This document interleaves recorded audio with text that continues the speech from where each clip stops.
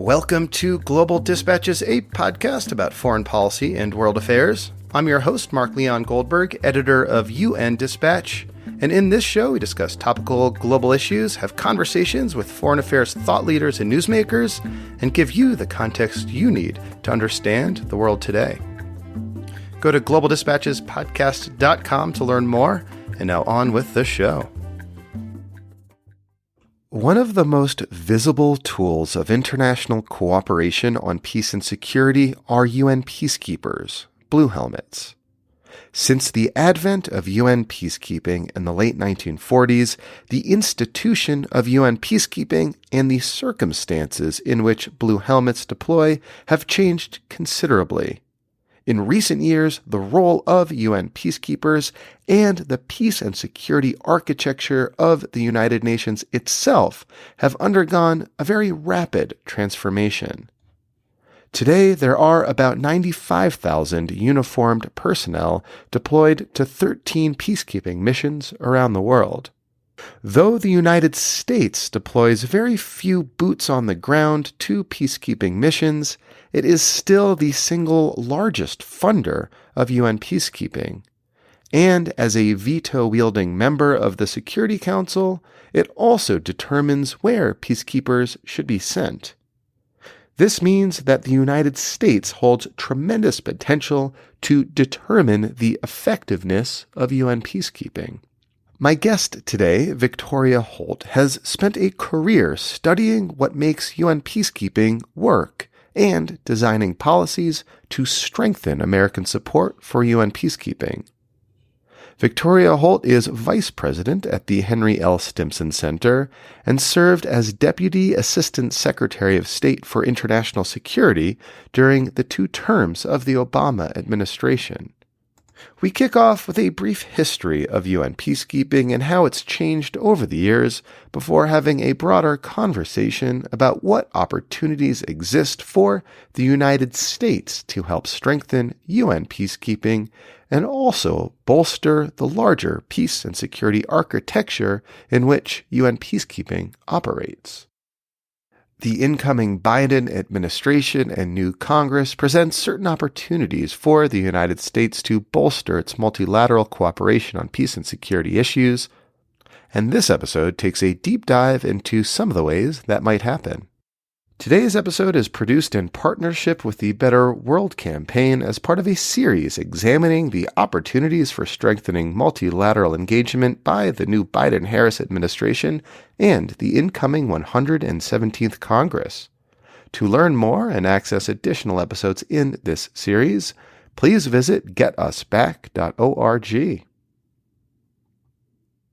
And now here is my conversation with Victoria Holt of the Stimson Center. Well, while it's famously said that peacekeeping is not in the UN Charter, it's among the best-known activities of the United Nations. It started as monitoring ceasefires with blue helmets upholding peace agreements.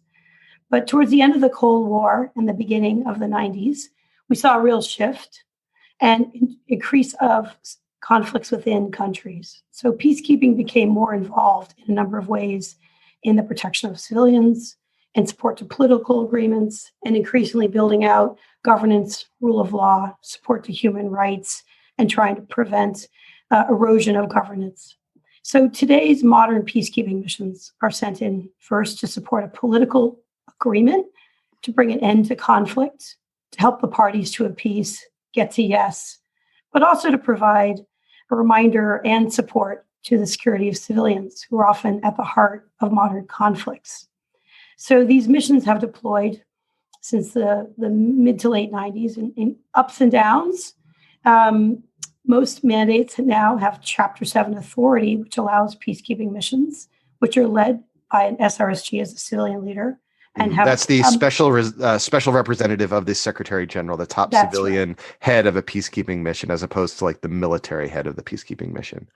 Thanks, Mark. That's actually right. And maybe I should just say... You can try to stump me with a UN acronym. Let's see. I have been stumped before, but it's been a while. I think you're probably quite fluent in some of the language. But these missions are made up of a mix of military, police, and civilians, led by a civilian SRSG, the Special Representative Secretary General, usually with a force commander, a police commissioner, and then leaders who had humanitarian development, human rights, civil and political affairs, among other areas, increasingly also with gender advisors. So as I mentioned, the first goal is to support a political process. And sometimes a peace agreement's already in place, sometimes there is not, but the goal is to come to a place where the conflict is ending and that the transfer back to a government of governance. But also many of the modern conflicts and ones that we've seen since the 90s increasingly had civilians at the heart of the conflict, most extreme in Rwanda, Srebrenica, where missions were deployed, but at the time unable or unknowing about what to do to protect civilians. So that has been a big shift. And for the last 20 years, missions have been mandated to protect civilians. And increasingly, and with some credit to the UN, they've really designed both a conceptual framework on how to do this, how to shape an environment, how to support a political peace, and when necessary, to provide physical support and protection to those who come in harm's way. Maybe worth emphasizing for listeners that something you mentioned at the beginning, that, when peacekeeping was first created, it was created to keep a peace between usually two different countries. But now, oftentimes, peacekeepers are deployed oftentimes in the midst of some sort of conflict in which civilians are the primary target, and it's often an internal conflict. And peacekeeping has had to adjust in that process to put, as you said, civilian protection at the heart of their mandate. And that has been, I think, just the single biggest shift over the last several decades in UN peacekeeping. Yes, I think that's right. I will also note, starting after, during the Bush administration in particular, the post-conflict architecture grew. So you had, say, in Liberia or Haiti, Sierra Leone, and East Timor, when the violence had been quelled, there was a real recognition that these countries needed to have basic governance and rule of law stood up. Accountability mechanisms and human rights were missing.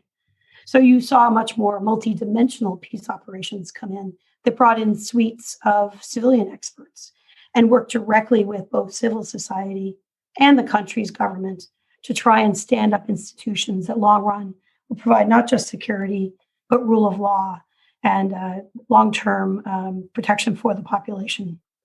So that's another trend I would flag.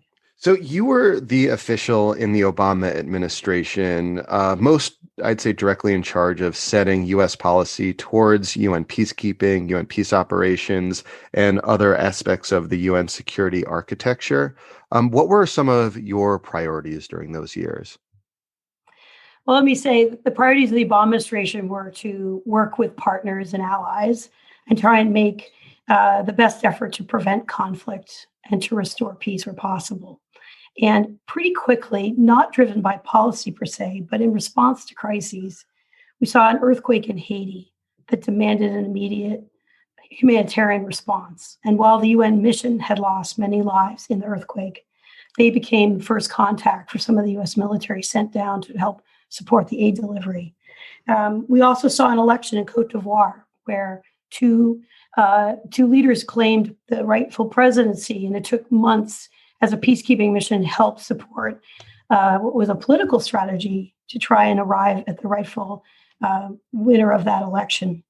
We also saw independence come for South Sudan. That is a multi-decade effort by the United States to support what became South Sudan, and with that, a new UN operation. Likewise, missions had to get shifted, such as the Democratic Republic of Congo, when multiple crises in the East required a response. So it wasn't just a matter of policy, Mark. It was a matter of how do you best deal with crises around the world? What's the toolkit available? And that evolved for us to recognize in CAR, in Central African Republic, in Mali, in Somalia, in other countries where there's a crisis, whether it was almost state failure in Mali or ethnic cleansing in CAR, that the toolkit of the UN was often the first choice. And CAR is, of course, the Central African Republic, and that was a new mission that deployed during the Obama administration. But maybe just to emphasize the mission in southern Sudan, which you were there for the creation of. I mean, when that country soon after independence descended into civil war, you really saw that civilian protection mandate come to the forefront. You had like hundreds of thousands of civilians, if I recall, would flock to UN peacekeeping bases to seek some modicum of safety from the fighting around them. And that's just something, the idea of UN peacekeepers opening up their bases to fleeing civilians, that just would not have happened, decades ago. Well, yes, you're right. South Sudan was a situation where the internal fractures and the potential for violence had been underestimated. And the UN had to turn quickly, and did turn quickly, to try and protect civilians fleeing from violence. And to this day, still have many civilians living in protection of civilians' compounds. And when that happened, we realized that the basis of the political agreement, which is the fundamental of a peacekeeping mission, had pretty much been eroded. And so in the short run, that mission really was meant to be focused on protection of civilians. And then the political process could be reestablished. Some of these operations also demonstrated, even when the Security Council together acts swiftly to authorize more capacity, as we did in South Sudan, and then later on in response to interventions both by African forces and the French in both Mali and Central African Republic, that the ability of the UN to turn quickly and provide the capacities that it needed to respond were not available. And this was because UN missions depend on basically nations to come forward and volunteer capabilities. And what we found was often in short supply were things like logisticians and engineers, female police officers, and sometimes those who could operate in Chapter 7 environments. And so it was sort of a problem in plain sight that even when the Security Council acted swiftly, the capacity to deploy quickly was not available to the UN, which led to what became first a summit led by then Vice President Biden, calling out to member states with a list of what the UN needed and asking them to offer up more capacity, both in human capacity, logistics, sometimes in military as well, so that when the UN needed a rapid response, or the member states, the Security Council called for one, that capability would be available. And maybe it's worth emphasizing that this summit, which I remember, I was watching the live stream of it at the time. It was at during the UN General Assembly. And you had the vice president, then Biden, sit in the chair seat, and people around the room, foreign ministers and presidents and heads of state from other countries, just sort of making announcements of additional capacities that they would contribute to UN peacekeeping operations to make them more effective, whether it was like a police unit or a female police unit or a helicopter or two. It was just kind of like almost like a reverse auction. They were kind of giving away capacity to the UN, and Biden was the one chairing the thing. Well, actually, we did two summits. And then Obama did too, right? Yeah. Right. So actually, Biden held a special session that we tried to basically raise attention to the gaps in UN missions. But you're, I think, potentially thinking of the following year in 2015, President Obama hosted during the opening of the General Assembly, but not in the Security Council, because it was based on all the members of the UN being invited, if they would then pledge from a list of what the gaps were that the UN had provided to not just the United States, but to the world. That is what I am thinking of. Yeah, yes. The Obama summit. Yes. Yes. And we were very pleased that day, I think, started off with at least 30,000 pledges. And then by the end, we had exceeded that. And this process has continued. So there's been over 50,000 pledges of more capacity to the United Nations since that process kicked off. Reverse auction, I may try that in the future. I do remember that we told every government that there would be a set of icons that would light up over when the head of state was speaking, and therefore they needed to give us their commitments in advance so the icons could be identified, which is a wonderful forcing mechanism. There you go. By icon. I like that.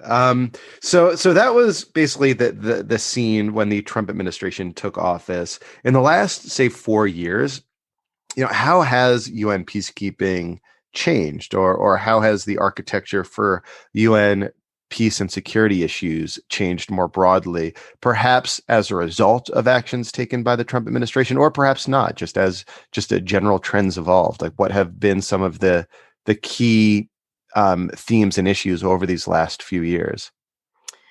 Right. Well, let me take the broader trend first, which if you look at the last 4 years into where we are today, the disruption and displacement of people around the world is at record numbers. We keep saying this, and it's now at roughly 80 million people are displaced. And I think that is often and mainly a cause from conflict. And so, in a sense, it reinforces the importance of the role of the Security Council to try to prevent conflict and to try and address it where it starts, because this is one of the repercussions of the failure to do so. Obviously, other trends include the growth of non-state actors, proxy wars, a rise of authoritarianism, a disregard for international humanitarian human rights law, increasing competition among many states, great powers and others. And so, in a sense, the rules of the road have really been weakened. And I think that we've seen the results of many conflicts. I should also note Syria. There was a small peace operation there, an observer mission that went in to try and prevent what we have seen since evolve. And it was not able to succeed, but it reminds us of the power of observers to try and bear witness to what's going on. I'm thinking of the mission that ran from April 2012 to August 2012. Mm-hmm. So on one hand, Mark, we've got this immense shift to an increasing conflict and its effects.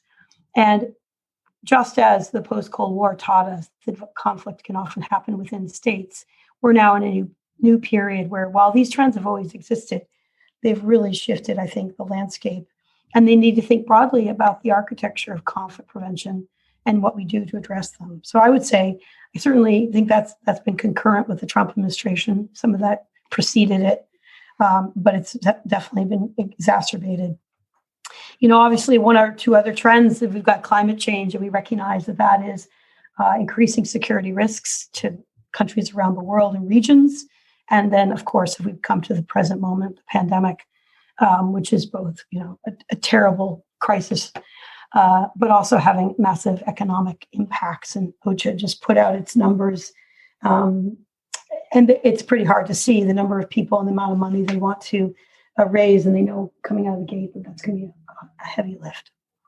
So that's first trends. I think the Trump administration was really rejected allies and alliances. It tended to want to criticize and beat up on the very countries and institutions that traditionally have supported both U.S. interests and our value system. And I think the main way that we saw that was withholding funding. Now, on one hand, this has been a traditional view that the U.S. should pay less for UN peacekeeping, but most administrations, including the Bush administration, the Obama administration, had tried to pay our full dues, both in the regular budget peacekeeping. But instead of asking Congress for that, the Trump administration did not. And I fear that we're heading towards nearly $1 billion in arrears for UN peacekeeping, which at the same time, the U.S. continued during the Trump administration to vote for peacekeeping missions, and in some cases to go to them and to call for improvements in performance and accountability to stop sexual exploitation and abuse, and actually was very supportive of a number of efforts, including Action for Peacekeeping, A4P, and other basically very sound reform and modernization efforts. So maybe it's just worth emphasizing, as a member of the Security Council, as a permanent member of the Security Council, veto-wielding member, the United States, basically has effective veto over any mission. It continued to approve missions, yet during the Trump administration, it refused to pay for the missions that it had approved. Well, I would say it's mixed. I mean, the U.S., thanks to Congress, provided the State Department with the assessed funding up to 25% of what we owed to the United Nations. And in general, the State Department was paying at that level, is my understanding. There is a gap. The cap by Congress at 25% does not reflect the amount that the U.S. is basically assessed for its peacekeeping dues, which is between 27 and 28%. So that's where the funding has been the gap. And actually, the U.S. has a chance. This coming year in 2021, there'll be a negotiation on those assessment rates and potentially an opportunity for Congress and the administration to align and for the U.S. to go into those negotiations and get Congress to put up the funding to pay back the old dues and to realign what we are assessed and what we pay. And also, I believe it was last year, the UN underwent something of a reorg. What I used to know as the Department of Peacekeeping Operations became the Department of Peace Operations, and what used to be known as the Department of Political Affairs became the Department of Political and Peace Building Affairs. And those two departments are intended to work more closely together in order to sort of work along the entire spectrum of conflict, from conflict prevention, like you mentioned, to the deployment of peacekeepers. What can you say about that reorganization and how significant it has been internally in the UN, and about how the United States might support that kind of effort of looking at conflicts along their full spectrum? Well, it certainly makes sense to look at conflicts across their full spectrum. And the Secretary General's effort to do that better and to better integrate what, as you point out, was the Department of Political Affairs with peace building and with peace operations, peacekeeping, makes full sense. And I think, if anything, it could go deeper and be strengthened so that whether you're looking at a ceasefire monitoring mission, an effort to rid countries of chemical weapons, a multidimensional peacekeeping mission, and or support to peace enforcement, that you could have one area where these are all worked out together with knowledge of the region and expertise. The Secretary General also has given more authority to the field. And so whether you're a political leader of a mission in Afghanistan, Iraq, Yemen, Colombia, or South Sudan, Mali, et cetera, that the leaders of those missions are more able and should, I think, take the responsibility and have the authority to make decisions about the political way forward, about financial decisions, et cetera. So I think that's a really good effort. The bigger challenge is, how do you come up with strategies? And I think one of the things the United States can bring forward is a real engagement in the diplomatic side of all of these crises. You know, the U.S., when we have a full complement at our mission in New York, not just one ambassador, but the full 5 that we have authority to have. When we link the multilateral... Do you mean by the full 5? Can you explain what you mean there? Sorry. So the United States in New York at the mission has a permanent representative. Mm-hmm. That's commonly known as the UN ambassador. Exactly. To be Linda Thomas Greenfield, yeah. That's the nominee, correct, right? Yeah. And usually she or he has 4 other ambassadors serving along the permanent representative of the ambassador who support the work of the Security Council, as well as ECOSOC, management reform, et cetera. Mm-hmm. And it was concerning that during much of the Trump administration, we never had the full complement. Mm-hmm. Senate confirmed 5 ambassadors. Mm-hmm. So I think first you start with engagement and strategy.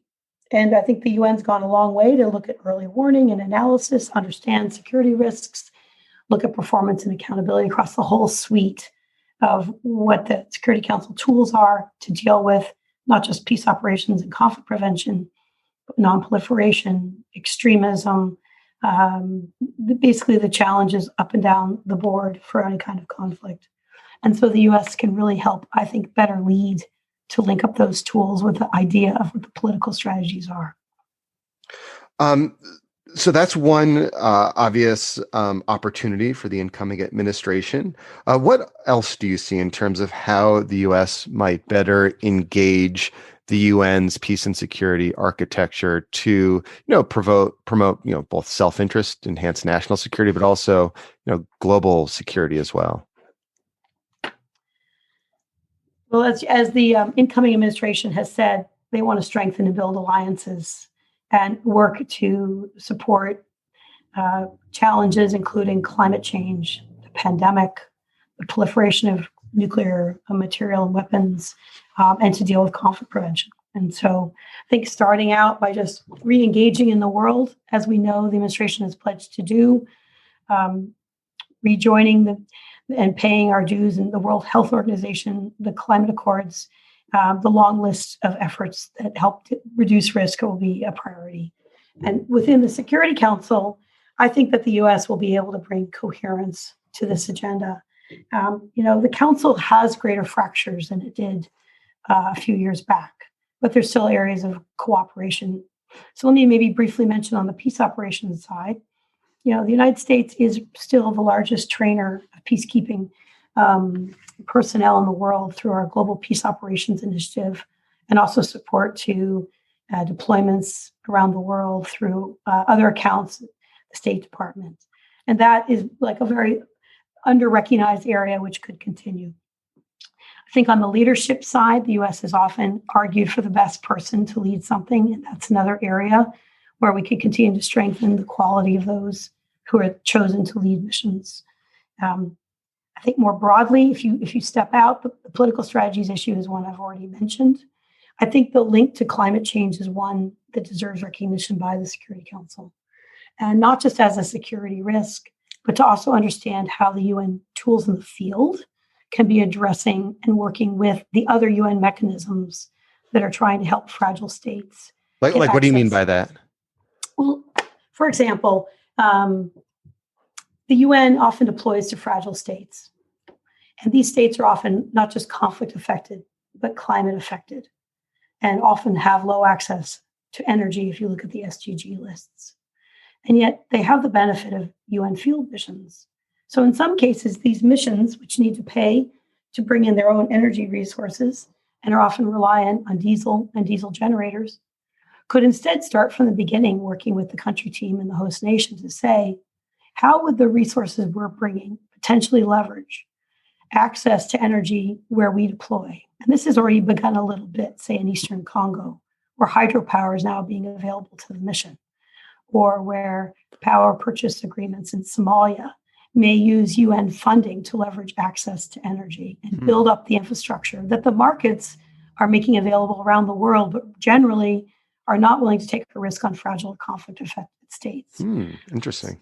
Yeah, so I think there's a way that missions could think longer term, work with the country teams, look at the SDGs, look at the climate goals of the host nation where they deploy, and start in the beginning to say, how do we both serve the needs of and the goals of a peace operation to prevent conflict and create a stable environment, and use the resources we're bringing with us in places like Mali to shorten the supply chain, right? And save lives, and also potentially increase access for the communities they serve to energy. Interesting.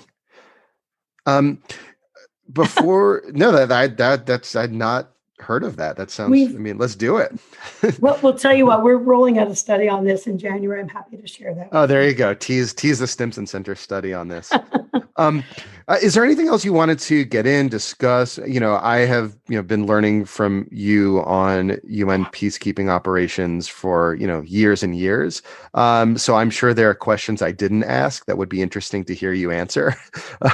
Is there anything else you wanted to mention, discuss, get in, emphasize? I think the question of how and when authorization to use force is one that the Security Council will need to grapple with. And I think the U.S. can lead on this. It's often come up in the context of Africa, where the African Union and African-led forces have been willing to do interventions in places like Somalia, Mali, Burundi, Central African Republic. ECOWAS has led in the past in West Africa. And it's often done this with bilateral support from other nations, including the United States. And there's been a real push to see if the UN can increasingly pay for and support these peace enforcement missions, coalition operations. And I think that this issue needs to get addressed in two different aspects. It's often been cast as a money issue that, the UN should just pay for this, and that nations, including the United States, are hesitating because they're cheap. I don't think that's the issue. The fundamental issue is, should the United Nations be paying for what is basically warfighting capabilities, peace enforcement missions, which traditionally have been authorized by the Security Council, blessed by it, but not led or funded by it, because the nature of UN missions is they're not warfighting. They can handle operational and tactical use of force to protect civilians, but going to war against extremists in the Sahel, for example, is not something that UN missions are designed to do as a military capability. So I think that there needs to be some return to thinking about how to support African and African Union-led forces, how that they can be equipped with both the right political backing and the capability to deliver, but not have them confused with the architecture of UN missions. Mm-hmm. And maybe we've talked about this for a long time. There can be case-by-case basis using the charter in Chapter 8 to basically come up with a way that the Security Council can back and support these missions. But I think that is an ongoing challenge that has to get reckoned with, particularly as conflict increasingly targets civilians. I don't think this problem is going to go away.